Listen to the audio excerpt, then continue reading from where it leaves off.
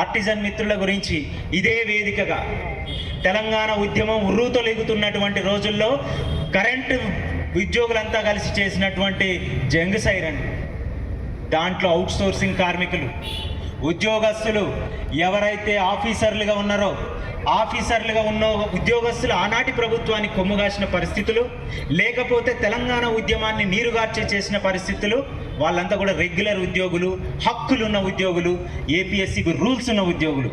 కానీ out sourcing కార్మికులైనటువంటి వాళ్ళు, contractor ద్వారా జీతాలు తీసుకుంటున్నటువంటి వాళ్ళు ఏమైనా పర్లేదు మాకు మా తెలంగాణ మాకు కావాలని కొట్లాడినటువంటి అవుట్ సోర్సింగ్ కార్మికులు, ఆ వేదిక ద్వారా నాటి ఉద్యమ నాయకుడు అనుకున్నటువంటి వ్యక్తి గత ముఖ్యమంత్రి గారు రెగ్యులరైజ్ చేస్తాం, పర్మనెంట్ చేస్తామని 10 సార్లు కాదు 100 సార్లు అన్నారు. చంద్రబాబు నాయుడు తీసుకొచ్చినటువంటి ప్రపంచ బ్యాంకు ఆర్థిక విధానాల ద్వారా వచ్చినటువంటి ఈ అవుట్ సోర్సింగ్ని నేను ఎత్తేస్తాన్నటువంటి పరిస్థితి నుంచి ఆ ఉపశమనం దొరకలేదు. ఆర్టిజన్ అనేటటువంటి ఒక పదాన్ని సృష్టించి మెజారిటీగా ఉన్నారు దీంట్లో 95% అబోవ్ ఉన్నటువంటి schedule caste, schedule tribes, backward class communities, even minority communities, వీళ్ళందరూ కూడా 95% అబోవ్ ఆర్టిజన్ కమ్యూనిటీస్లో ఉన్నారు.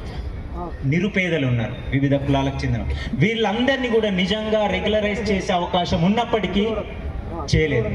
దయచేసి నేను యూనియన్ మిత్రులకు, ఎందుకంటే 1104 సాయిబాబా గారు ఇక్కడ ఉన్నారు, వారు జనరల్ సెక్రటరీగా అతిపెద్ద సంఘానికి ఉన్నారు, వారిని కానీ మిత్ర సంఘాలందరినీ కూడా నేను రిక్వెస్ట్ చేస్తున్నాను, ఈ ప్రజాపాలన చేస్తున్నటువంటి ఈ ప్రజాప్రభుత్వానికి ఒక సువర్ణ అవకాశం ఇచ్చేటటువంటి ఒక అవకాశం మనకు దొరికింది.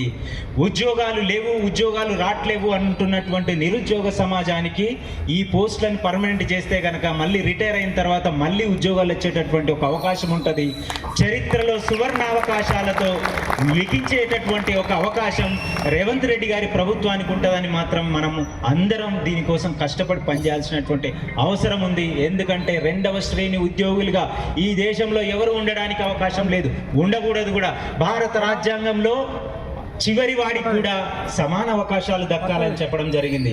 అలాంటి ఒక గొప్ప భారత రాజ్యాంగాన్ని మనం పాటిస్తున్నటువంటి వ్యక్తులుగా, సంఘాల నాయకులుగా, ఉద్యోగస్తులుగా డెఫినెట్గా ఆర్టిజన్ మిత్రుల కోసం, వారి కోసం కష్టపడి మనం ఒక ప్రయత్నం చేయాల్సినటువంటి అవసరం ఉంది. ఇంతకుముందే పెద్దలు మల్లురవి గారికి ఆ విషయం చెప్పడం జరిగింది.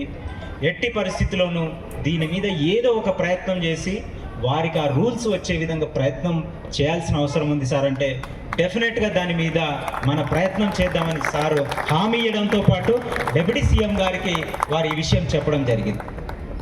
సో ఈ ఆర్టిజన్ విషయంతో పాటు ఇంకా చాలా విషయాలు ఉన్నప్పటికీ మిత్రులు అన్నిటిని టచ్ చేశారు.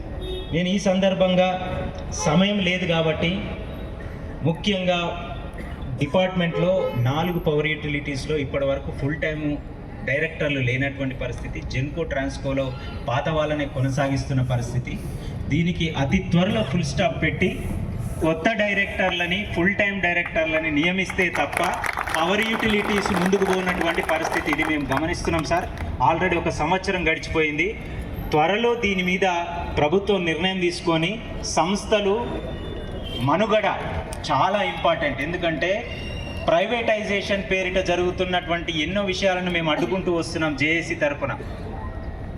భవిష్యత్తులో ఈ సంస్థల యొక్క ఇన్ఎఫిషియన్సీని బూచి చూపించి, ఎందుకంటే ముందుగా మంచి కుక్కని కొడితే ఎవడైనా కానీ తిడతారు, అరే ఆ కుక్కని ఎందుకు కొట్టినవరా అని. ఆ కుక్కని పిచ్చి కుక్కగా ప్రచారం చేసి కొడితే అరే మంచిదే రవై చేసిందని. ఆ పరిస్థితిని గత ప్రభుత్వ పాలకులు